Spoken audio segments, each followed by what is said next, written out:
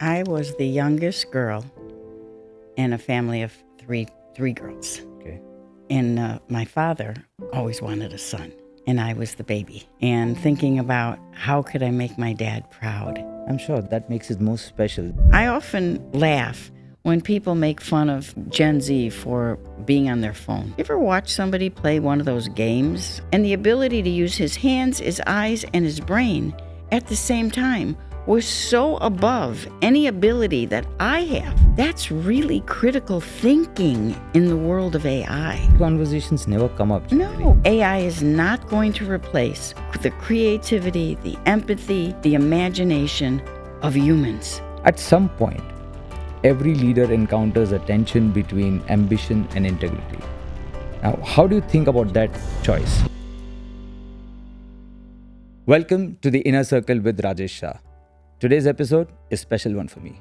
As we record one of our first episodes in the United States, it's a privilege to reconnect with someone who was also my professor during the Chicago Booth ADB class of 2022.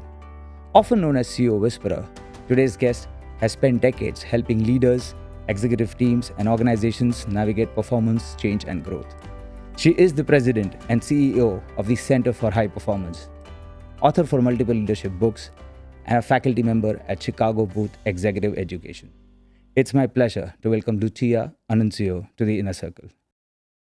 Hi, Lucia. Thank you so much for making it happen, and this is very, very special for me. Oh, thank you for reaching out, remembering me, and inviting me to be your guest. It is a dream come true. So, Lucia, before even we talk about leadership, right?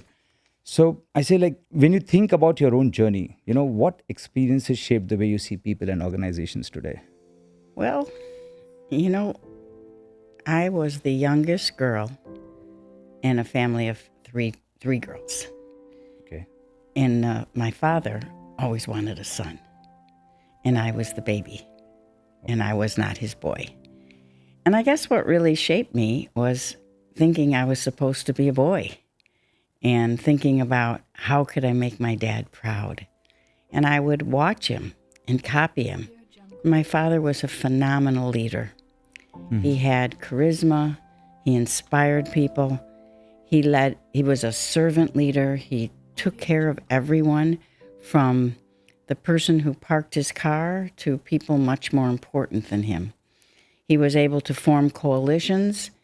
He was able to get people who fundamentally disagreed with each other to find a point of commonality. And as a child, I would watch him growing up, and I learned a lot. I'm sure that makes it most special. That whole experience of watching your own father Yes. is the most beautiful thing. Yes, it was. But was there a defining moment that changed how you viewed people and leadership? I guess one defining moment in my life was I started my journey as a therapist. And I hated every minute of every day. I was in my 20s. I had finished graduate school early. And like any 20-year-old, I had a certain amount of dysfunction. And I was the most functional person in the room. And some of the people that I saw had children, and I would have nightmares. I hated being responsible for people older than me with families, and yet my degrees were in behavioral science. And at one moment, a man that I had been my client was on his third marriage. And he came up to me, and I was good at it. I'm not quite sure how, because I hated it. He said, "Do you think there's a relationship between the fact I can't keep my employees nor my wife?" And I laughed. I said, "Of course, you're the same person. You bring you to work." And he said, "Could you come?" He worked at Arthur Andersen. "Could you come to Arthur Andersen? I'm in charge of new CPAs, and they love the training, but they leave the company. Can you help me figure it out?" I said, "I know nothing about that." And he said, "I think you do." And that changed my life. It changed my trajectory. I loved it. All of a sudden, I was using my skills, patterns of behaviors. And they were for an organization. Nobody's children were at stake. Money was at stake. People were motivated to change their behavior. And I was having fun. And it launched my career. And as they say, the rest is history. You know, it's interesting. And you spoke about therapist. And that's exactly my second question. It's like you began your career as therapist and eventually found yourself advising corporations on the people side of business, right? What made you realize that understanding human behavior might be the key to organizational performance? Corporations are run by human beings. True. And they bring themselves to work. And my studies, as I said, were in behavioral science, group dynamics, and a corporation is nothing but a big group. True. And the patterns of behavior that cause groups to be successful are the same patterns of behaviors that help companies to be successful. And I began to realize that there were patterns of behaviors that were dysfunctional with humans, that if you bring those same patterns of behavior into a team or a corporation, the same kind of dysfunction occurs. True. Did you already sense that the leadership was fundamentally about people? Well, leadership is about people. You aren't a leader unless you have followers, and followers are people. I think many leaders today, however, have forgotten that. I think many leaders today think that leadership is about profits and making numbers, where, of course, it is. The ultimate goal is return on shareholders. But how do you get that return? By your employees executing your strategy. And what's happening today is that employee engagement is at an all-time low. Stress and anxiety is at an all-time high. Suicide rates have never been higher. Fear over AI is incredibly high. CEO churn is incredibly high. And yet, when you look at CEOs' priorities for 2026, employee engagement is 6th. Wow. My question is, how are you going to accomplish 1 through 5 with exhausted, unengaged, stressed out employees? You know, and that's where an accounting firm like Ernst & Young, they have written an article about empathy. Yes. That is very surprising. How does an accounting firm write an article about it? Well, I love Ernst & Young because they did this study. They studied empathy and its effect on the workplace. And what they found out, as you said, Ernst & Young, the accounting firm, the quants. True. And they found that loyalty, effectiveness, productivity, creativity were like 87, 88, 90-something percentage when leaders were empathic. The only leadership skill today that is not optional is empathy. True. Empathy is about the other person, not about you. True. What is your employee experiencing? Is what they're experiencing getting in the way of their bringing their best self to work?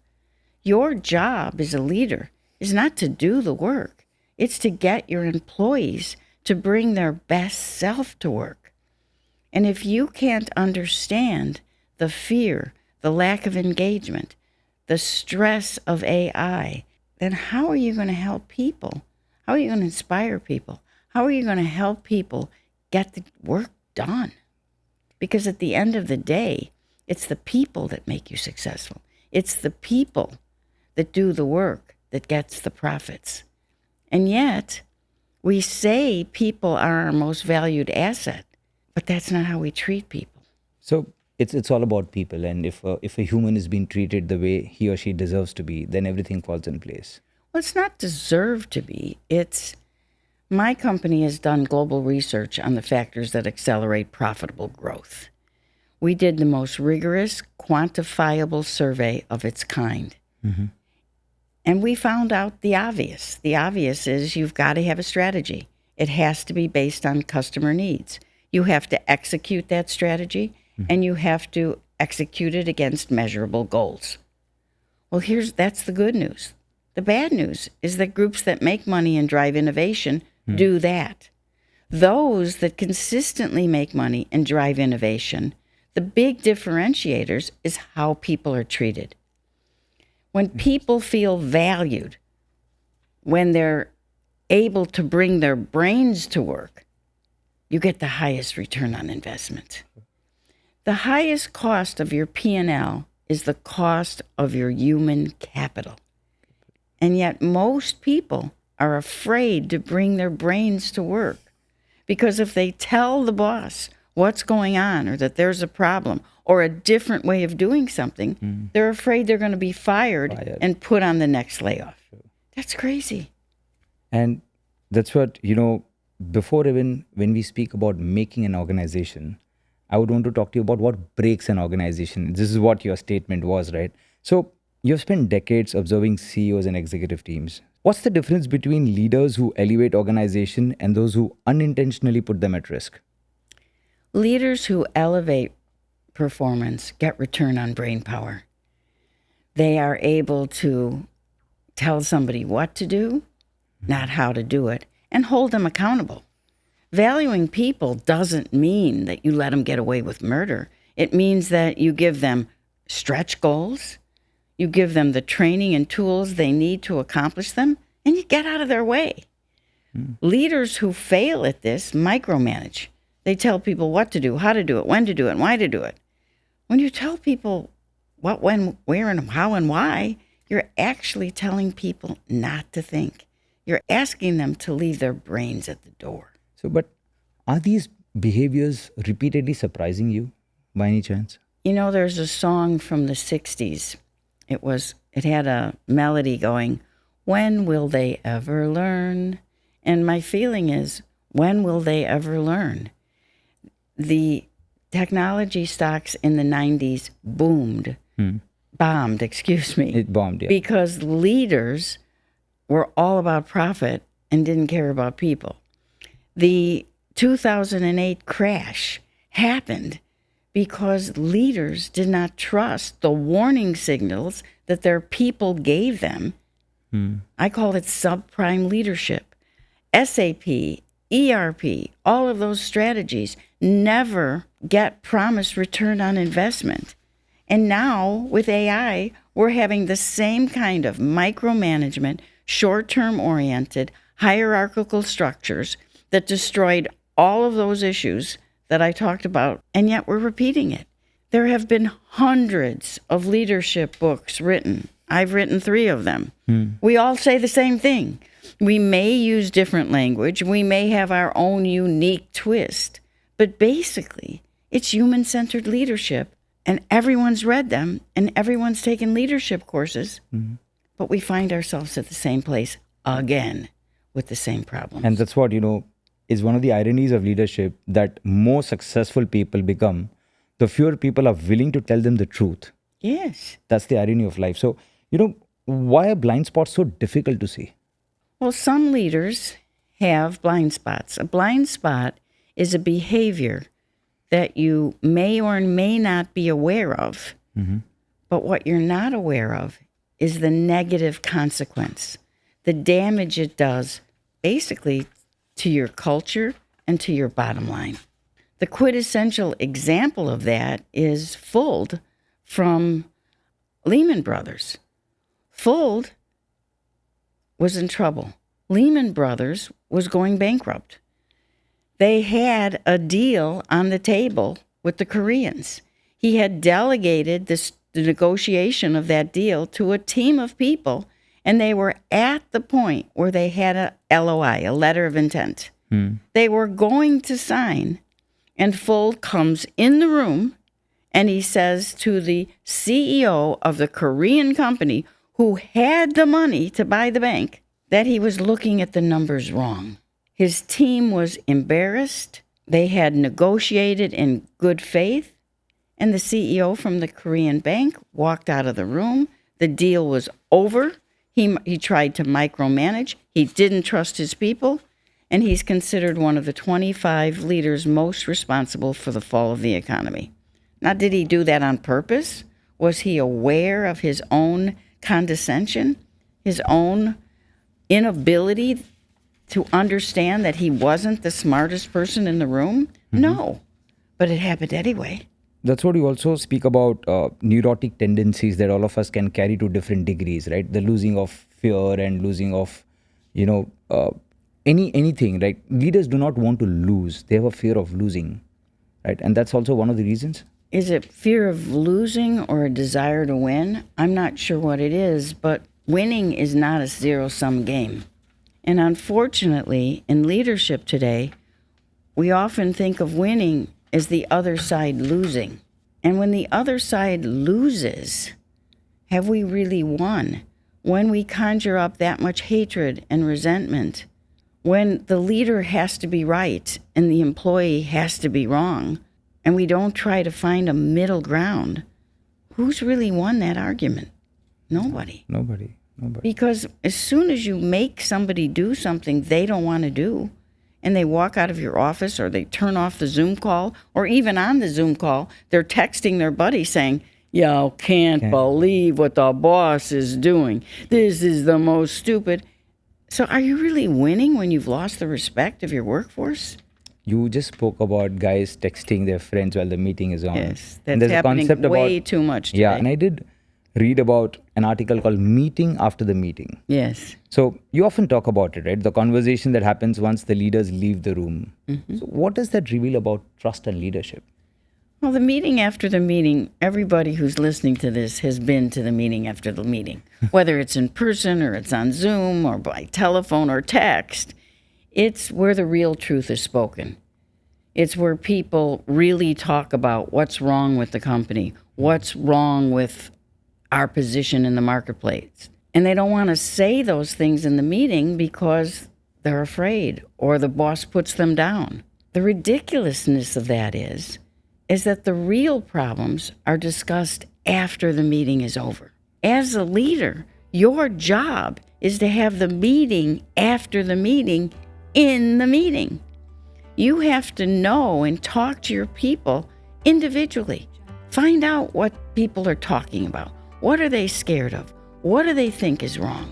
And start your next meeting by saying, "I've just been talking to a group of people, and I found out that you really believe the strategy that we're going on is failed, and we need to do X instead of Y. Let's talk about why you think that." When the leader brings the topics in to the meeting that people believe are off subject, that's when the real work happens. A high-performance team has nothing off limits.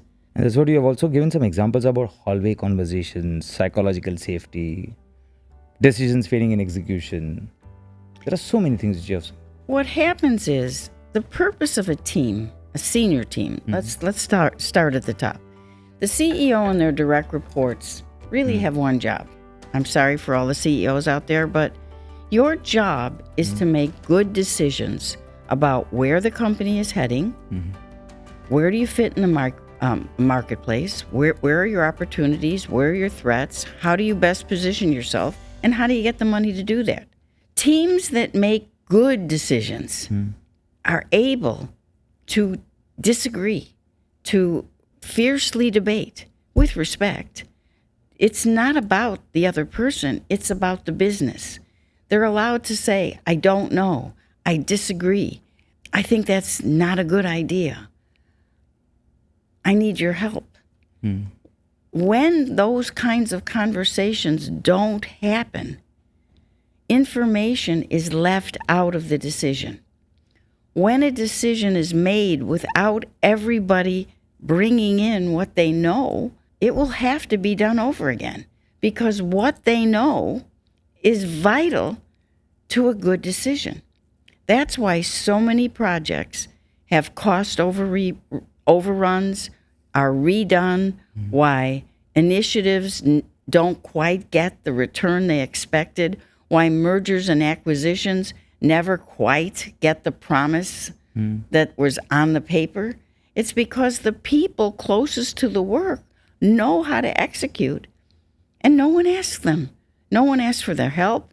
And if they try to tell, they're told they're wrong, or they're afraid they're going to get fired. I've run focus groups in 28 different countries, and most people go to work keeping their mouth closed and not saying what's on their mind because they don't want to get fired. That's ridiculous. And that's what, this executive bullying comes into picture, as we have been speaking a lot, and as what I hear to what you're speaking right now. So, you've written a lot about it extensively, right? So, yet it remains one of the least openly discussed leadership issue. Well, executive bullying is telling people, whether you use the word stupid or not, that they're stupid and that you know more than they do. And you can do that politely. You can do it by saying, I think the polite bully actually is the most insidious. The polite bully is the one that goes, oh, Rajesh, that is such a good idea. Thank you for bringing it to my attention. I really appreciate it. However, we've tried that before, and it's never going to work at this company. But keep thinking. I've basically told you to shut up. I did it with smiling, with please and thank you. But then there's everybody knows the in-your-face bully. Now just go back to your office and do it the way I said it. Exactly the way I said it. No. Now you might get a call from HR telling you to lower your voice. But I can tell you most people are afraid to even go to HR and say that their boss is abusive because they're afraid if they do that, they won't get a job someplace else. And their growth will be stopped as well internally. They'll not grow. And they don't, let's say they don't like their boss, they don't like the job, they're on anti-anxiety medications. And believe me, I've talked to many of my students who are in this place. Okay. And they need the job, they need the paycheck, they don't want to leave the company, they've been there a year, they want to have at least 2 years on their resume, they hate every minute of every day. HR has been cooperative, but nothing has changed. And they're afraid to get a lawyer because they want to get their 2 years in and go to their next job. Well, that's not okay. That abusive behavior, and that's what it is abusive behavior. And all it does is block thinking in the workplace. Can leaders deliver strong short-term results and still be bullies? I think most people who deliver strong short-term results are bullies. Really? Yes. So none of them are not bullies. None of them are like. Oh no, I'm honest. not saying that I'm saying that if all you care about is short-term results, then you're going to make people do it your way. But if you care about innovation, if you care about the short and the long term, if you care about maximizing shareholder return instead of maximizing your bonus, well, then you realize that collaboration, especially intergenerational collaboration, is more effective. You will do better long term.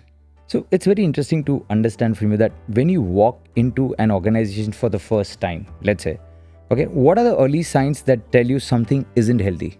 Let's say you can walk into the organization. A lot of companies have mandated going back to work. Okay. The first thing that you notice is how you're greeted by the receptionist. The most basic The most etiquette. gracious is the receptionist friendly. Do they say hello to you? Do they ask you who you are? Do they offer you a glass of water? Do they take your coat? Are they friendly? The basic human behavior. Basic human behaviors. Now, it could be a personality trait, but it's a data point. Behavior is data, objective. So if the next person you talk to is friendly and smiling, and you go into a room and people seem like they're having fun and they're having a good time and they're standing up at a whiteboard and they're laughing and telling jokes, well, you're getting some signals that maybe this is a place where people can use their brain and they're having a good time. But if the receptionist looks at you with a scowl and says, hi, how can I help you? And then you walk around the place and people also have scowls and nobody gives you eye contact and people are hovering around their desk, you get another set of data points. It's a very early sign. They're early signs. Now, they aren't necessarily predictors, but they're data points. As a leader, you need to be a first-class noticer of behavior. Behavior is objective data, and it falls in patterns, just like numbers. Numbers are objective data, and they fall in patterns. Data becomes subjective when you call it a name. Lazy, incompetent, smart. Numbers become subjective when you make assumptions around it. It's why we have Sarbanes-Oxley. But data behavior in its purest form is objective. Right now, you're looking me in the eye. You're leaning towards me. You are smiling. That could mean you're friendly. It could mean you're interested. It could mean you're a phony. I don't know. Now, I know you, so I know that you're friendly and kind. But if I don't know you, that's a data point. And as I get to know you, is that behavior consistent? Are there contradictions? Does something about that behavior not ring true? Or is it consistent? Very, very interesting. It's very micro, but it's very simple as a human to understand. And, till now we spoke about what breaks an organization. But now I want to turn to the other side of the equation, that what actually allows people and organization to perform at their best. So everyone talks about high performance, right? But what does a truly high performance environment actually feel like? Well, nothing feels the same all the time. But when people are using their brain and really are at their highest, the chemical that's running through their body is called oxytocin, not Oxycontin, oxytocin. Okay. And oxytocin is a natural high. It fills you with energy. You feel good. And when you walk around a company and you see people looking like they're energetic and they're smiling, and like I said, standing at a whiteboard, disagreeing, that's oxytocin. And that's a good sign. That means that people are using their brains. You can pick it up on a telephone call in customer service. When somebody's on the customer service and they want to help you, they go the extra mile. I was on the phone call today. Okay, I'm a frequent flyer on American Airlines, and I have 7 million miles, and 7 million miles, and I'm concierge key, which is their highest, and I have a special phone number. And the people who service you at concierge key, they're very friendly. They know your name. They thank you for your business, and they want to help you. So I needed to get a flight changed. And she was able to change my plane, and she wanted to make sure that we got the right seats. And she said, well, the last time you were in row 2, do you mind if I put you in row 3? I said, no. And I had a credit, and I wanted to pay the difference in the fare with the credit. And for some reason, the system wouldn't let her use the credit. And she said, well, would you mind holding? I said, no, I wouldn't mind. She said, well, give me a few minutes. I'm going to call a supervisor. It doesn't make any sense. And she came back and she said, I haven't found anybody yet. She kept asking me, is it okay if you still hold? Well, eventually, she got me to be able to use the credit. And she kept trying. And she said, do you need anything else? That's a person who is good at their job, is doing their best work, is being fulfilled, and is friendly. Eventually, hard work shows, the effort shows. It's so natural process. You don't have to actually portray something different. When someone is filled with oxytocin, they go the extra mile. Or you can have the same experience on the phone, but somebody's going, I understand how you feel. Oh, that's such terrible advice. I always feel sorry for someone who has no empowerment. They're on the phone, and the only training they've had is to say, I understand. Well, first of all, who's ever training those people is really bad. Because when somebody's in an emotional state, they're on with customer service, and they're upset about something, if you want to make them more upset, tell them you understand. Because you don't understand. You're not them. You're not in their experience. A better response is, I'm sorry you feel that way. How can I help you? But what happens on most phone calls, customer service phone calls, the people do not have the empowerment or the tools to give you what you need. Instead, they say, well, the rule says, when you put somebody on a customer service call, there should be rules, but the rules should be for safety or for the company or to protect the company, not to make a very good customer more angry than when the call started. Understood. It's the very, very simple way of, again, to understand our human behavior, and then we Right. speak. And what happens is if you're the person not being taken care of, you're going to start yelling at the person or get angry with the person, and it's not the person's fault. True. If they can't help you, what is the company giving them? Why can't they help you? If you're one of the best customers, why don't they have the tools and ability to help you? That's the question. That's the note you need to write to the company, not how bad the service person was. And as I was also reading your articles, you did mention about company has pockets of high performances. So, every company has pockets of high performances, but why do some teams flourish while others in the same company struggle? Is this one of the examples which you were just talking? Yes, it's about the environment. It's the leader's job to create an environment where people can do their best work, to give them the skills, as I said, and tools to be able to do their job without the boss and to hold the person accountable. I'm not talking touchy-feely girl stuff. I'm saying get out of their way. Let them use their brain, have check-in points, find out what are their barriers to success. Your job is to check in. Your job is three things. Give them the tools and skills, have check-ins, remove their barriers to success, and hold them accountable. Period. Your job is not to do their job, because if you're doing their job, one of you is redundant. And if you're doing everybody's job, all you're going to do is burn yourself out. That's not leadership. I'm not quite sure what to call that, but that's certainly not leadership.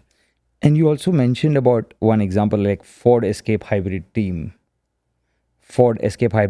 intelligence, disobedience. These are the few things which you did mention about it. Bureaucracy.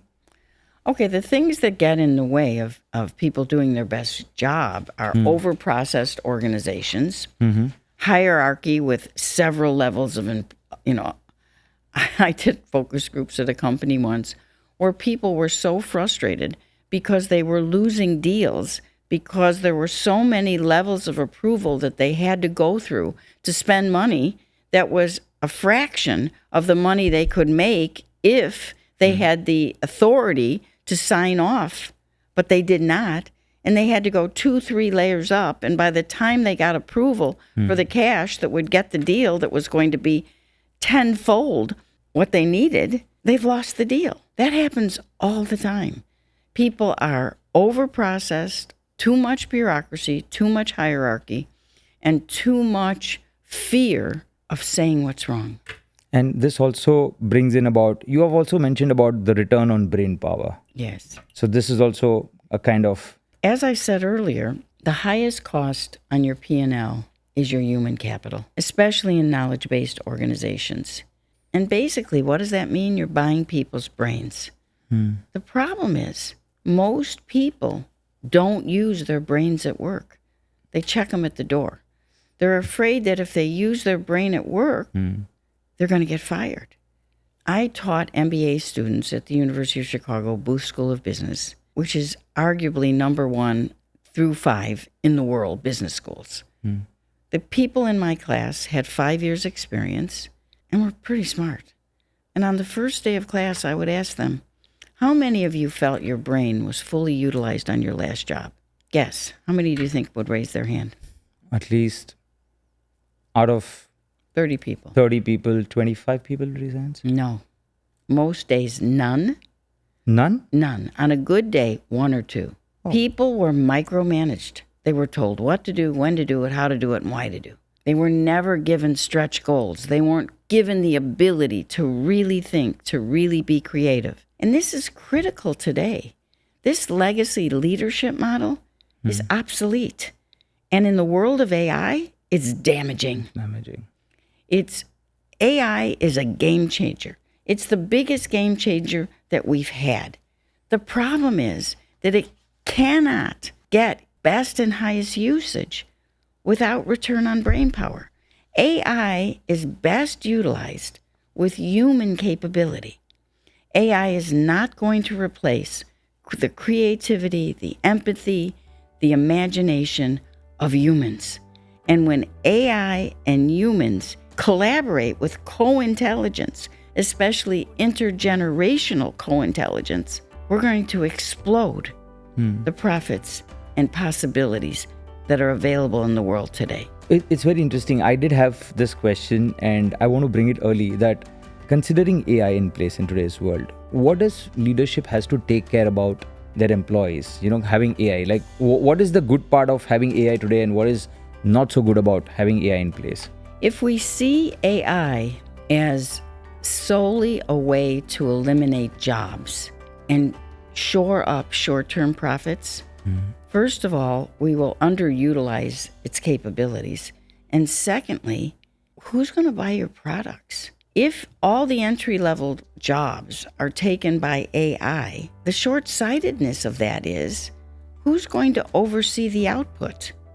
Who's going to check on whether AI has hallucinated? Who is going to be able to oversee the work? A famous example of it is a lawsuit was won by 3 cases that were AI generated. It went all the way up to the Supreme Court to find out that those 3 cases were hallucinated by AI. They didn't really exist.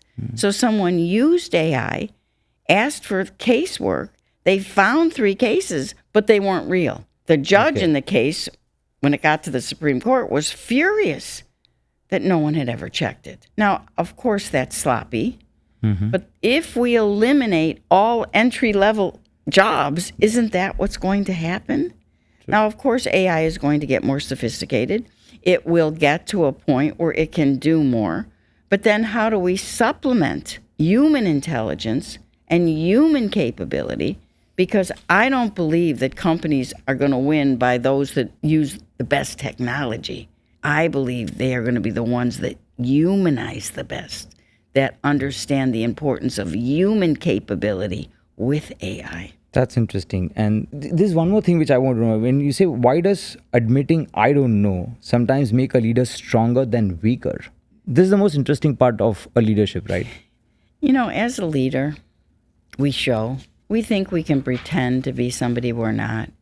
When somebody asks you a question and you pretend you know the answer, everybody knows you don't know the answer, and they're smirking, they're laughing, or as we said earlier, they're texting each other. Someone who has a lot of self-confidence can say, "It's a great question. I don't know the answer."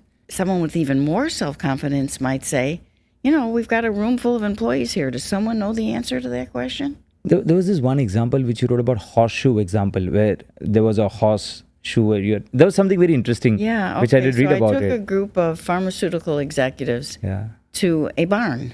And we had teams of people who were given a horse, and the team had to shoe the horse.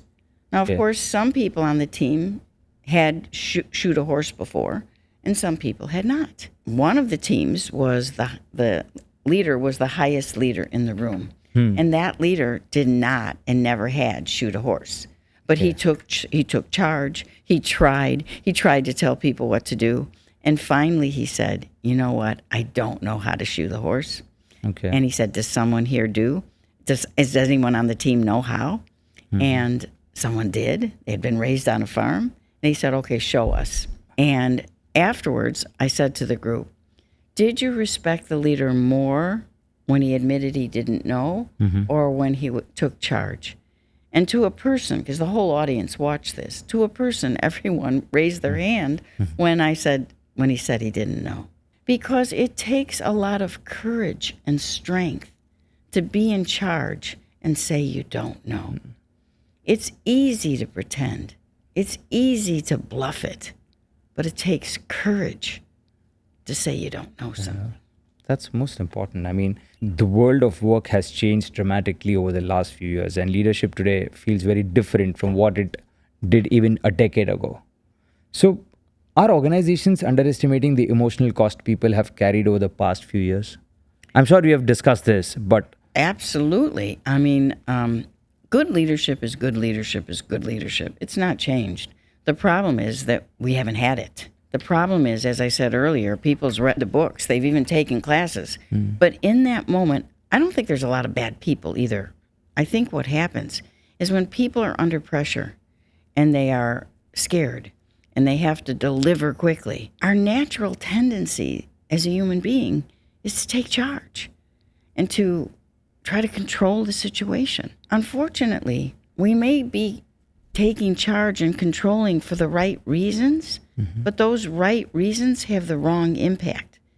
Because the impact of that behavior is telling someone else not to use their brain. And maybe the person you're telling not to use their brain is the one who does know the answer. And that's when it costs you big time.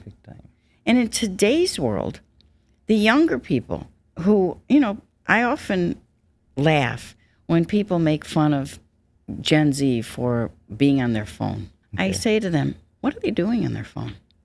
I don't know. I said, well, have you asked? What skills are they using?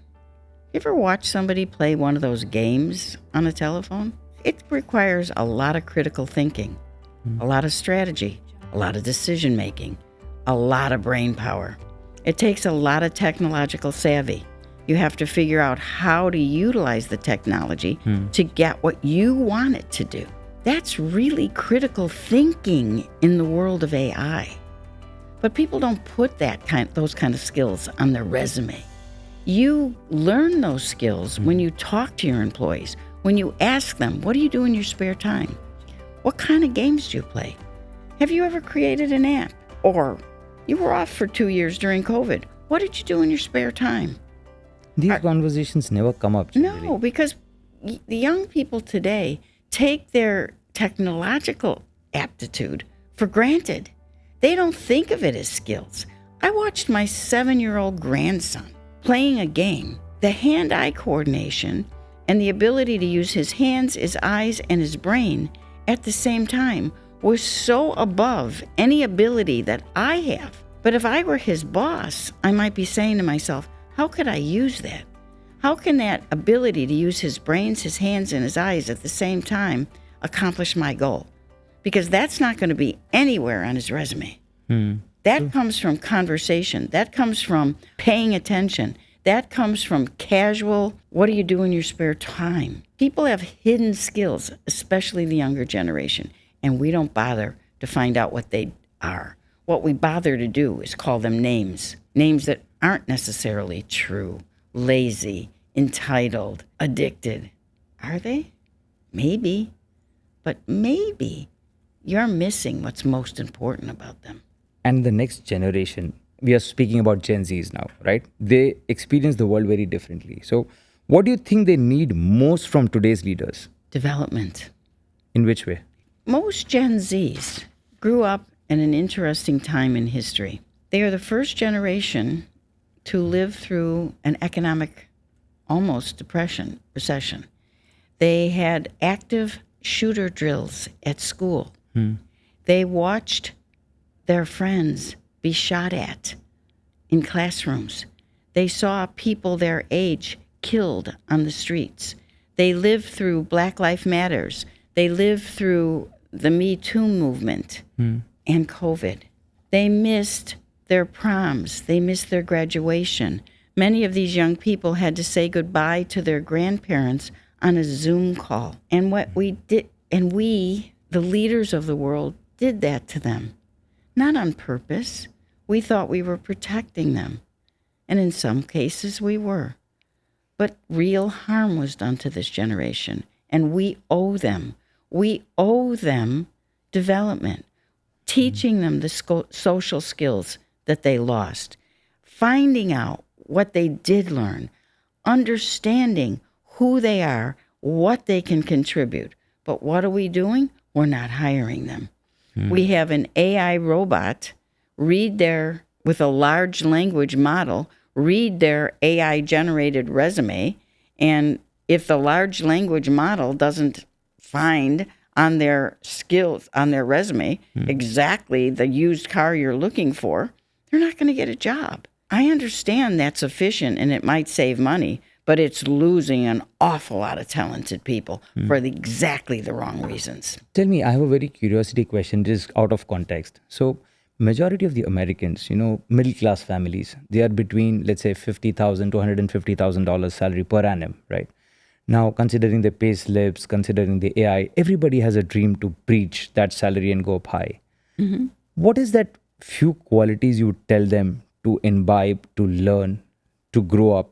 And what is that one they should not look into as of now? If you have to advise, this is for general Americans today. You mean advise what career paths? What career paths, what qualities they should have? I think that, again, what I said earlier, be curious. Use your imagination. Be creative. Read as much as you can. It's co-intelligence that is going to make the world. I mean, I'm a leadership person, guru. I don't read leadership books. I read novels. I read biographies. I read dystopian stories about what the future could be because I'm curious. I want to know how human beings operate. What are you curious about? And how can you take that curiosity and make a career out of it? There are the careers of the future. They don't exist yet. There's going to be I didn't know me when I grew up. I kind of laugh at people who think there's some kind of magical career path. I mean, some people are very lucky. They know when they're 5 years old that they want to be a doctor, and somehow they end up being a doctor. It's not true of most people. I wanted to be an actor. I wanted to be on the stage. And then I found out that, at least when I grew up, that most of the women that were actors were tall, blonde, blue-eyed, and very skinny. Well, I'm none of those things. So I had to figure out something else to do. And my career happened by accident, like the man I told you about. He saw something in me that I didn't see. And then I won a consulting assignment that was a puzzle that I had to solve. I like solving puzzles. I didn't realize that consulting was nothing more than solving puzzles. That's what it is. What's the underlying cause? How do you get these pieces to fit together? So you have skills that you don't even know your skills. But the biggest piece of advice I will give anybody is when somebody sees something in you that you don't see in yourself, trust them. Go with it. Take a chance. Have the courage to try things that you don't think you can be. I would also say dream big. Always dream big. Because when you dream big, you will get farther than you would have if you dream small. Your dreams may not come true, but they will take you on a path that you wouldn't have gotten to if you didn't dream big. I couldn't agree more because I dreamt. I did not even think I can do a podcast. Yes. And that's my second. It's my very first in the United States. It's always we say, no, it's a leap of faith. Yes. And you have to take the leap. And you spoke about biographies and novels. Yeah. Which are the interesting ones which you could share? I just read a story, and I think it's a great leadership book. It's called Theo of Golden. Theo of Golden. Yes, and it's a story about an older man who goes to a community and he befriends people and he takes an interest. There's a coffee shop that has these portraits of people and no one has bought them. So he slowly buys them, finds the people, gives them their story, their portrait, and learns their life story. And he becomes a hero in the town. And he does all kinds of acts of kindness without anybody knowing that he did them. And he becomes so beloved. It's such a good story. When it was over, and it was a long book, I was sad. I missed the characters. They touched my heart. What impressed me about him was his courage, his kindness, his ability to be introspective, to learn from his mistakes and be a better version of himself. What more can we ask out of life than to be Theo of Golden? To end up at a place where he does acts of kindness, where he's revered, where he's the best version of himself, and he was loved and respected. Wow, that's such an emotional and a lot of character involved. Yeah, I mean, I've left out a lot of the story, but I've given you the punchline. Understood. That's what life's about. Life isn't about being perfect. Life is about being imperfect, making mistakes, having a pity party, beating yourself up, getting past it, asking yourself, what did I learn from this? And how can I be a better version of myself as a result? Have you ever participated in theaters and dramas during your school, your college days, or ever in life? Oh, all the time. Yeah? Yeah. I was the kid who was in the plays. You know, luckily I went to all-girls school, so you got to, It didn't really matter what you looked like or who you were. And I could sing. I was a decent singer. My father didn't believe in singing lessons because you couldn't make a career. So I never had, I think I could have had a really good voice, but I never. You still do? Well, a singing voice. Okay. So, but I played Maria in West Side Story. Oh.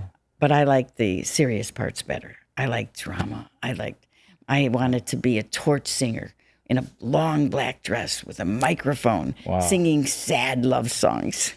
Okay.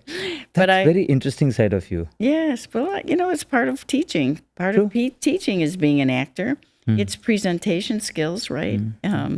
It's winning the audience. As an actor, you have to work the crowd. And as a professor, as a speaker, you have to work the crowd. It's the same difference. But the crowd is a thing. And you have to pay attention. What is the energy in the crowd? Is it going up or down? How do you keep it going? Are they paying attention to you? Is there eye contact? That's all theater.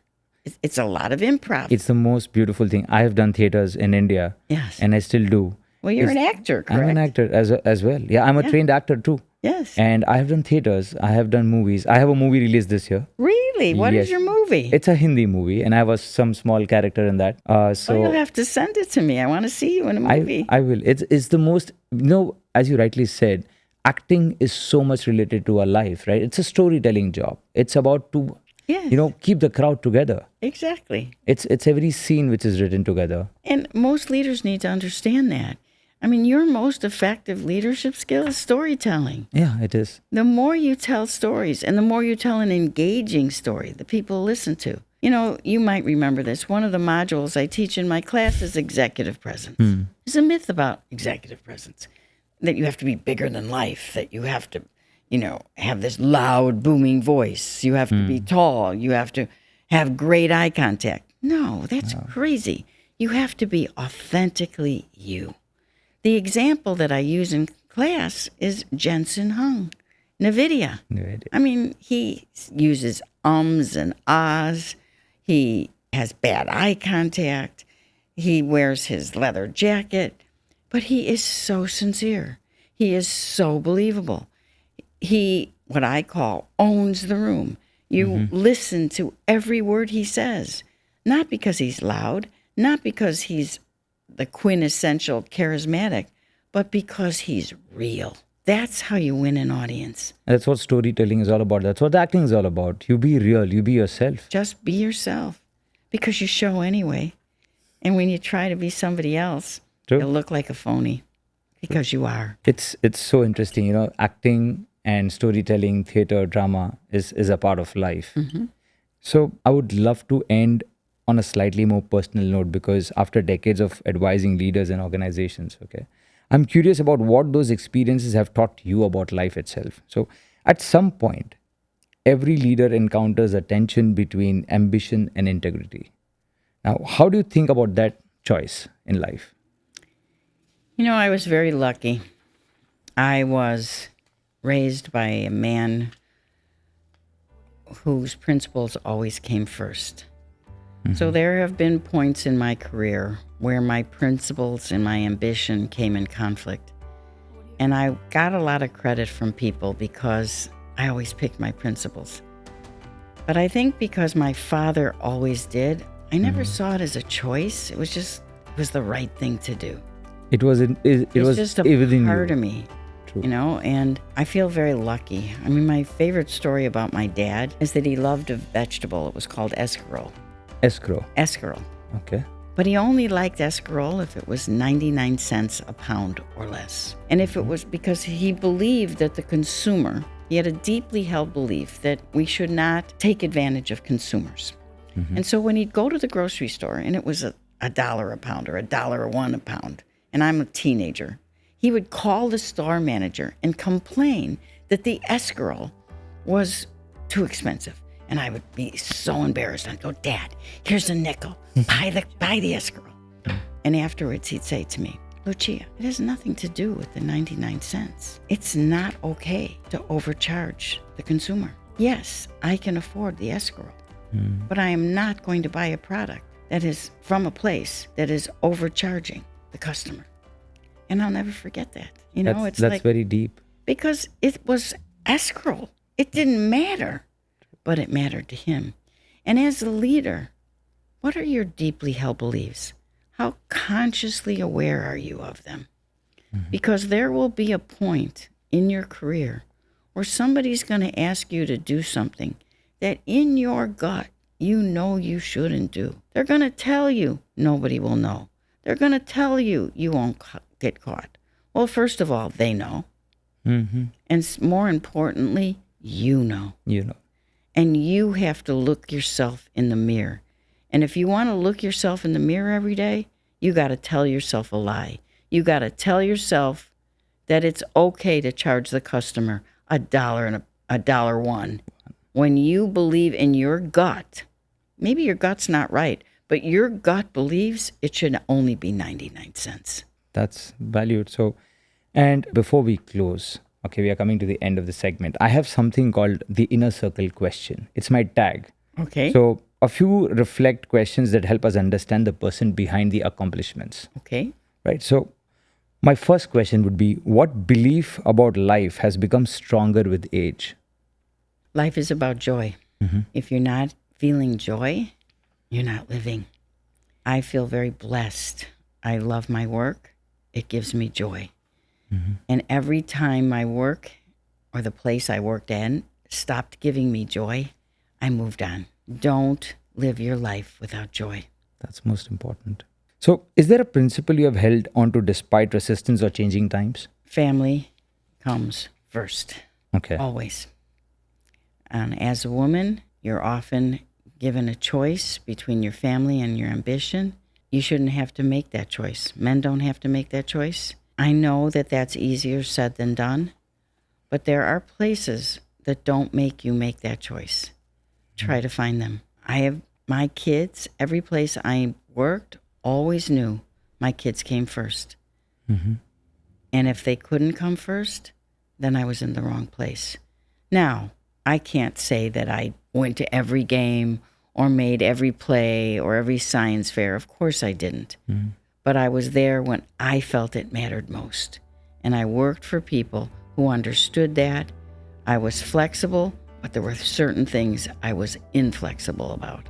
And I always worked for people who respected me enough to trust my judgment. That's interesting. And my last question, when all the titles, achievements, and accomplishments are removed, what do you hope that mattered most? That I cared, that I made a difference.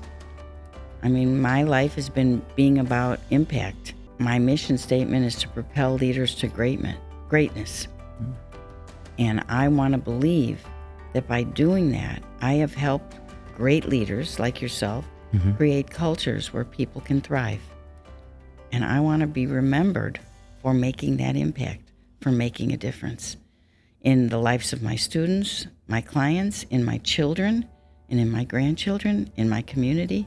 I hope that people think I made a difference. That's the most beautiful thing I've ever heard, Lucia. And Thank you. before I close, right, I have something special for you. Oh, really? Yes, so I have kept it here. I was hiding it behind. And this, so I'm going to take a mic away. Oh, my goodness. As you travel so much, Yeah. this is going to be a part of your travel. Do I open it? Yes, please. Okay, please. I mean, I'm sure you will love it. Okay. This is something personalized, which I've got it for you. And this is, oh, my name. How beautiful. Yes. Gorgeous pen. Yeah.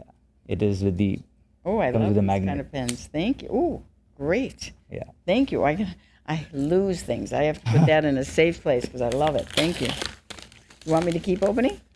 If you wish to. Well, I assume this is part of. This is You're part gonna- of, the the podcast? Inner Circle Well, podcast. you need to open this for me. Yes, I will do it. Vanity, thy name is women. I don't want my nails to So, break. you know what, Oh, and I what I've would- done is, when I was thinking about making a podcast, so I said, hey, you know what, I don't want to just say thank you and walk away, right? I want to be a part of something which I can, my guests should remember. So, okay, I'm going to put my pen down and I'm going to open this. Okay. Are we still taping? Yeah. So yeah, I've opened it for you. And yeah, here we go. Oh, I'm excited. What is it? Ooh. Oh, nice. Oh, for my passport and my luggage. Great. Yes, they will come with me. Yes. Thank you. And there's one more thing also will be there with you. Keep me refreshed and hydrated. Thank you. Yep. Thank you. Thank you. Thank you. Oh, with my name on it too. Yes. Thank you so much. Beautiful. I appreciate, as a professor, nothing makes me smile more than when a former student reaches out. When they reach out, ask me a question, ask for help, asked me to be on a podcast. I was remembered. I made a difference. I made enough difference with you that you remembered me. Yes. That means a great deal to me. Yes. I know that you've asked some other people that you didn't hear back from. I don't understand that. And please, the people who are listening to this, I have nothing to lose. If nobody doesn't listen to your podcast, so what? If they do, maybe I'll have touched their souls. Maybe I won't. This is going to go all over the world, and people are going to listen to this podcast. But what I'm saying is the fact you remembered me is why I'm here. Oh, yes. The fact that you did something, that you followed your dream, and I could help you, whether it helps you or not, matters to me. So thank you. Thank you so much. It was a gift that you reached out to me, a gift that you came to the city of Chicago to see me again. So thank you very much. Thank you so much, Lucia. And before I close, I'll tell you that, when I was thinking about US trip, I just thought, whom should I even ask about this podcast? Who is even going to tell me yes? And the first name was you. Thank you. And in less than an hour, you mailed me back and you said yes.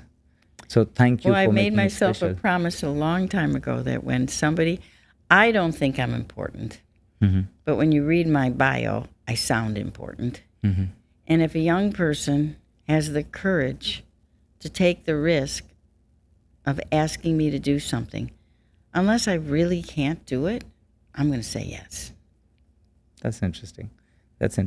Thank you, Lucia, for making it special. And safe travels back to India. Thank you. Thank you so much. Thank your parents for having you here, and your brother.